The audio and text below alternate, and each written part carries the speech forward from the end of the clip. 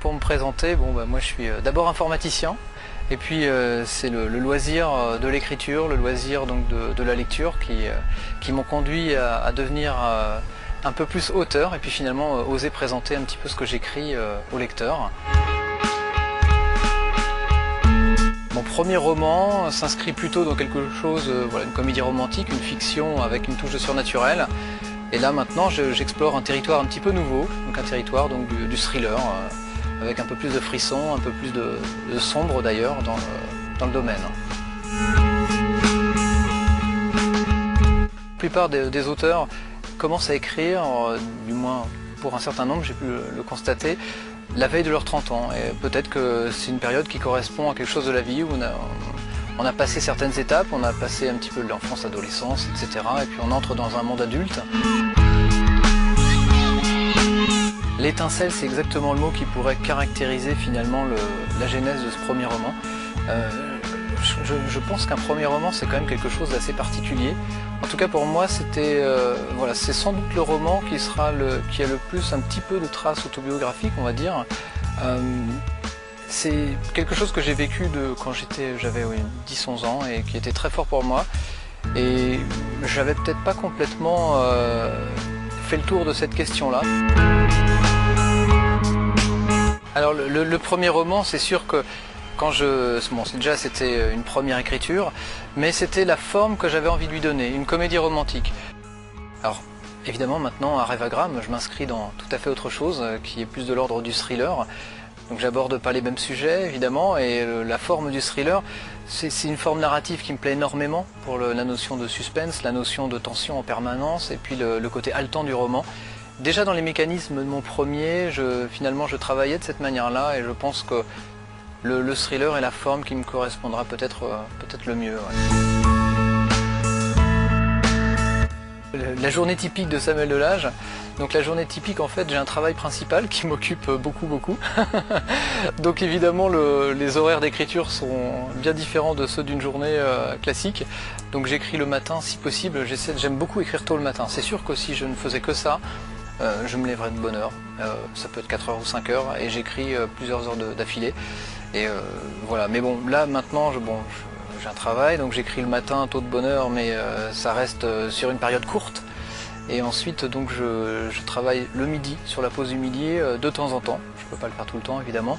Et puis beaucoup le soir, voilà. Donc là, le soir, les lumières s'éteignent, les ténèbres inondent un petit peu l'espace, et là on peut se laisser aller à écrire sur son clavier.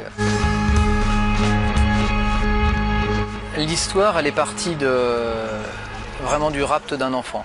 C'est quelque chose de tellement fort, tellement incroyable que voilà, c'est parti de ça, et puis finalement tout se tisse derrière.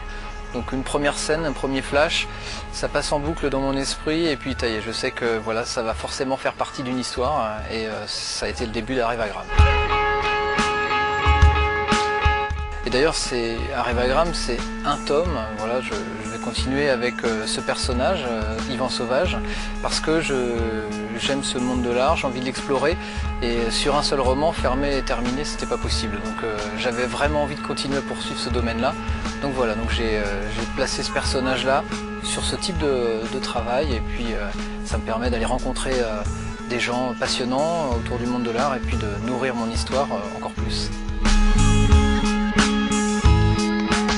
Quand Joshua est arrivé, c'était assez amusant parce que j'étais vraiment en pleine scène dramatique d'Arrivagram, et il fallait nécessairement un personnage qui avait des traits assez forts, et puis du moins qui ait tout le potentiel pour pouvoir sauver mon personnage principal, Yvan Sauvage. Donc tout de suite, c'est matérialisé dans mon esprit. Voilà, Joshua Brolin de Maxime Chatham. Je me suis souvenu qu'il y a quelques années, en ayant lu le dernier tome de Maxime Chatham, donc Maléfice, de sa trilogie du mal, qu'il avait invité le lecteur à poursuivre les aventures, en tout cas de Joshua Brolin, s'il le souhaitait, mais en écrivant. C'est très amusant que cette question arrive, puisque effectivement, donc déjà, rien que dans l'écriture de l'étage le plus haut, le bouquin avait commencé pour plutôt finalement être un bouquin jeunesse.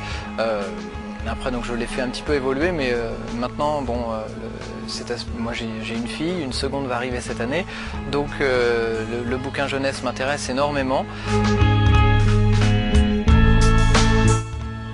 Quand je lis en fait maintenant c'est impossible d'être complètement lecteur aussi détaché que je pouvais l'être peut-être il y a quelques années.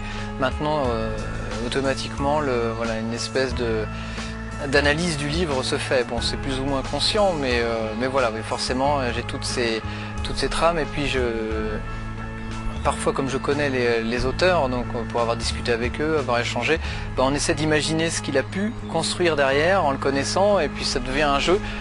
C'est un supplément en plus de la lecture et voilà, de l'envie de connaître la suite, quoi. Dernier coup de cœur littéraire, j'avais du retard, Patrick Bowen avec Monster. Voilà, donc ça c'est un très très bon roman, j'ai vraiment apprécié. Et puis évidemment les derniers de Maxime Chatham. Bien le mot de la fin, rendez-vous le 7 octobre pour Arevagram, et j'espère vous retrouver donc nombreux en dédicace, je serai ravi de vous rencontrer. Et puis surtout, n'hésitez pas à m'envoyer vos commentaires auxquels je réponds dans l'intégralité.